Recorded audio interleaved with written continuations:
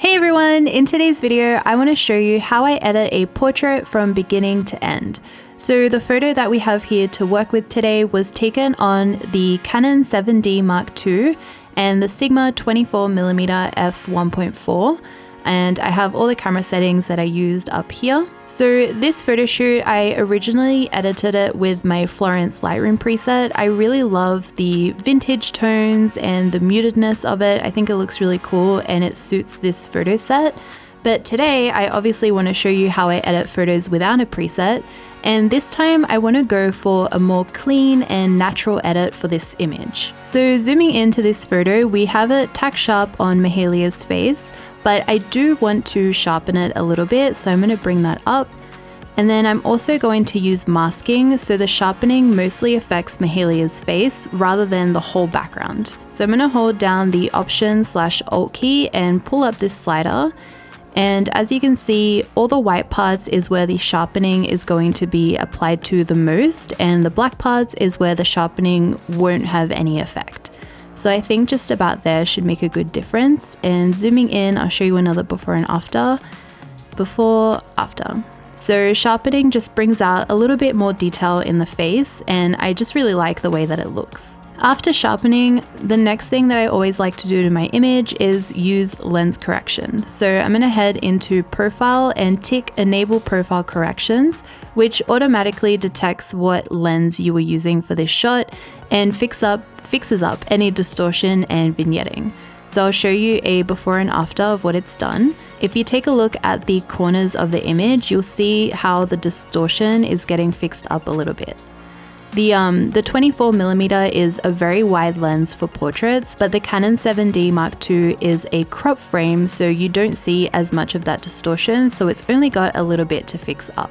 So it's also gotten rid of all the vignetting that we originally had, but I really like the way that it looks, so I'm going to bring that back down to 0. Because I really love the shadows. I feel like it kind of frames our subject a little bit better as well. And there's also not that many interesting details that I really want to bring attention to in the background of this particular image. It's all just kind of like nice bokeh, so I'm happy with the shadows around the edges. So now that we've got those basics all set up for our image, the first thing I want to do is work on the tones. So I'm going to head up to here and start by bringing up the exposure slightly, as I want this photo to be a little bit brighter. And I'm also going to pull the highlights down to try and save a little bit of detail on her face and little bits in the background as well. I'm also going to increase the contrast slightly. Just about +20, it looks really good to me. And then the next thing I want to do is head into the tone curve. So I'm going to do my usual S curve, as I love matting the blacks, but I'm only going to do it a slight amount here for this photo. Then I'm going to pull the shadows down and bring up the highlights to add more light into Mahalia's face. So that's just kind of made the image pop a little bit. I'll show you, this is the before and this is the after. So once I have all my base edits down for the tone, I'm starting to notice that the left side of this image with all this sun is looking really bright, and then the right side of the background is looking really dark because it's pretty much completely in shadow. So I want to use a graduated filter, and I'm just going to drag across on the left side of the image here and pull down the exposure to help balance it out more with the right side. I'm also going to bring the saturation down slightly as well. I'm going to hit enter twice, and then I'll show you a before and after of all our tonal work. So this is the before and this is the after. Once I'm happy with the tones of the overall image, the next thing I always do is work on the colors. So I want to start by bringing the vibrance down, because we've got a lot of kind of cooler colors in this image, and I don't really want the green to be overpowering in this photo. So I'm going to bring down the vibrance slightly, and then I also want to bring the saturation up, as I really want the dress and her face to be really vibrant and to stand out in the image. The next thing I want to do is head into the green channel of our tone curve, and again I'm going to put down 3 points on the curve. So one is here in the blacks, one in the shadows, and one in the midtones. And I want to pull up the green shadows, and then I want to pull, sorry, the blacks, and then I want to pull down on the green shadows to bring more kind of reds into the darker areas of the image. And then to kind of balance out any effects that that's had on her skin tone, I'm going to pull the midtones of the green up. And that will add a little bit more green onto her skin, which I think looks really nice. So I feel like the green in the blacks is a little bit too much. So I might pull that out completely, but I do really like the kind of reds that we have here. So here is the before and after of the green channel. The next thing I want to do is head down to split toning, where you can add a color to the highlights and a color to the shadows of your photo. So for the highlights, I really want it to affect Halia's skin tone. So I'm going to pull the saturation up and then bring the hue into kind of like an orangey yellow color. So I think that kind of color there is really nice. And then I'm going to bring the saturation down until it blends in and suits the image. This is also going to add some nice kind of warmth to the overall photo, which I really like. And then for the shadows, I was thinking of going for a little bit of a purpley blue color. So I think this one just here. And then again, I'm going to pull the saturation quite low so it's only just barely affecting our image. So here's a before and after. It's very subtle, but it does kind of counter the green highlights that we've added to our photo. And then the last thing that I want to do is go into HSL, and I'm going to start with hue. So the first thing I want to work on is the background of our photo. I feel like the green is looking a little bit too lush, so I want to make it more orangey and yellow. So I'm going to start by pulling the yellow slider down, which will make the yellows appear more orange. And then I'm also going to pull the green slider down. If you pull it up, it makes the greens super vibrant and lush. So I'm going to pull it the other way, which will make it appear more yellow. And then in terms of her skin tone, I want to pull the oranges down a little bit to have a more pinkish skin tone.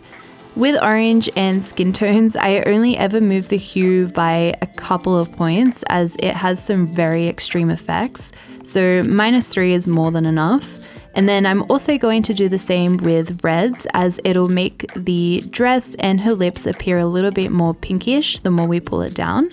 So I think at about -10 looks really nice, and it also looks a bit more true to life, the color of the dress. And then the last thing I want to do before we head into Photoshop and I show you how I edit the rest of the image is go to luminance in HSL. And luminance affects how bright and dark a color looks in a photo. So I want to bring the yellows up to make them a bit brighter in the photo, as well as the greens. I also want to bring the orange slider up just to get her skin looking a little bit brighter in the photo. Just again, a very tiny amount, so +8 is enough. And then I'm pretty happy with how this image is looking so far, and I'm almost ready to call it a day and edit the rest in Photoshop. But I do want to add one more tone curve to our photo, but this time in our blue channel. So again, I'm going to have my main 3 points. I'm going to pull the blue blacks up, which will add a lot of blues into the shadows, which will help complement the purple shadows that we added in split toning. Then I want to pull the shadows of the blues down, which will add a really nice warm green kind of color, or yellow actually, to the shadows. And then in the midtones, I want to pull the blues back up just to counter that very slightly, adding a little bit more blues into the midtones. And I think just there it has really pulled in our whole image together. So I'll show you a final before and after of our Lightroom edits. This is the before and this is the after. So we're here in Photoshop now, and I've switched my mouse over to my Wacom tablet. I use the Wacom Intuos Bluetooth tablet in the size medium, and I have a video that reviews my thoughts on the tablet and also show you guys how it works. So I'll leave that link down below if you guys are interested in seeing that. So the main thing that I'm focusing on in Photoshop is the skin retouching. I like to try and keep my skin retouching as minimal as possible, so I'm going to show you guys what I do. And I have updated my process a little bit, so this is different from the last skin retouching tutorial that I uploaded. But basically, I like to start off by playing my skin retouching Photoshop action, which is a free download available for you guys, so I'll leave that link down below if you wanted to follow along on this process. But this action just basically saves you a lot of time and creates a frequency separation retouching layer for you guys. So what I'm going to do is start by zooming right into the face here, and I'm going to make a new blank layer underneath our high pass filter. Then I'm going to use the stamp tool. I like to press the shortcut S for that, and make sure that the sample area is set to current and below. I have my opacity set at 20 and my flow is at 100, and I have a very soft brush that I'm using as well. So the first thing I like to do is work on the under eye area. So I'm going to make my brush a little bit smaller by using the square bracket shortcut, and then I want to sample just underneath the eye bag kind of area. So here has got a nice bright area of skin that I want to use. That sounds really weird to say that out loud. So I'm going to hit here to sample that area. Then I'm going to slowly start brushing over the under eye bags. And as you can see, it's still retaining a lot of skin texture, but it's getting rid of those shadows. So I'll show you a before and after of what that looks like. So as you can see, it's basically just brightened up under the eyes. Then I want to make another new blank layer and work on the other under eye. So again, I'm going to sample from around here and start brushing underneath the eyes. And I kind of like to sample from different areas as I'm brushing, as this part is a little bit darker and this part has a lighter area. So I want to sample from the lighter skin, just so it all kind of matches and flows together.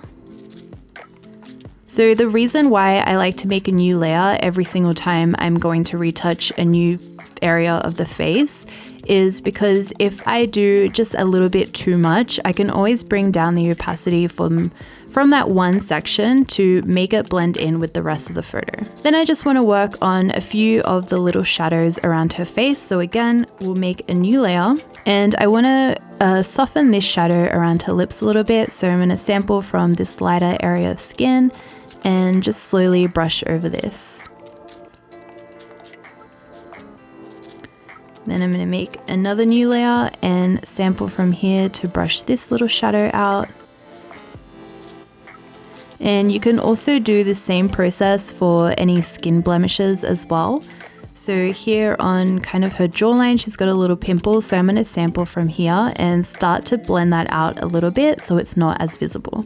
And then we'll get rid of it completely in the second step that I'll show you. So as you see, I'm just kind of painting over very small areas, and wherever there are some major shadows in the photo, I'm not going over and painting over her entire face, as I really want to have my images look as natural as possible. So the next part that I'm going to work on is there's like a little bit of smudge here on her bronzer, so I'll blend that out a little bit. And then I also want to blend out a few of these little bumps here on her forehead. So I'm going to start by sampling from the lightest area where the light is hitting her face and brush my way outwards in a circular motion. Just because you can sample from a really dark area and paint over somewhere light, but it obviously doesn't blend in very well. So you want to try and keep an eye out for how the light is looking on your photo while you're retouching. And then I'll just work a little bit here in between her eyebrows, bring in a little bit more light there by sampling the lighter area and brushing over. And I think I'm happy with that. So I'll show you guys a before and then an after. So as you see, it's a very, very subtle retouch, but it does make a big difference. And then the last thing that I do when I'm retouching is work on the high pass filter. And this is where you basically get rid of any kind of blemishes that didn't go away when you were using the stamp tool underneath the texture layer. So for this, I'm going to use the healing brush tool, and you want to make sure that the sample is set to current layer so it only is affecting the texture of the image. Again, just like the stamp tool, I'm going to sample a section of skin close by to the blemish that I want to get rid of and just kind of brush over it. My biggest tip with this is to only paint out the smallest area possible. When you do this, it keeps the image, again, looking as natural as possible rather than kind of painting in gigantic areas of the photo. So I'm really only going over the tiny little dots that I have to and nothing else. And we have like just a little bit of like a smudge there and I'm done. So I'll do a final before and after zoomed out, and then I'll do one zoomed in. So this is the before, this is the after. And then I'll zoom in right to her face. We're at 200%, which is why it looks a little bit pixelated. This would be 100. But just so you can really see what I've done, I'll zoom into 200. So this is the before and this is the after. I really hope you guys found that helpful and learnt something about my process of editing a portrait from beginning to end. I would love to know what you guys thought in the comments. And again, the skin retouching tutorial, the skin retouching Photoshop action is free to download from my website. So I'll leave a link in the description. It really just saves you like a few seconds from having to make the frequency separation layers on your own. But I use it for every single portrait that I edit. And then using these kind of stamp layers has been super helpful recently to keep my images looking even more natural than my retouching in the past. So I'm really happy with this process and I hope you guys are able to use it in the future with your photography too. But as always, thank you so much for watching. I make new videos every single Wednesday. Today was a fun kind of extra upload day because you guys have been asking me to do an editing video for a long time, so I really wanted to make one. Next Wednesday, I'm going to have a how to organize your Lightroom catalogs video, so I'm very excited to share that with you guys. But yeah, as always, I make new videos every single Wednesday, so I'll see you guys all next time. Bye!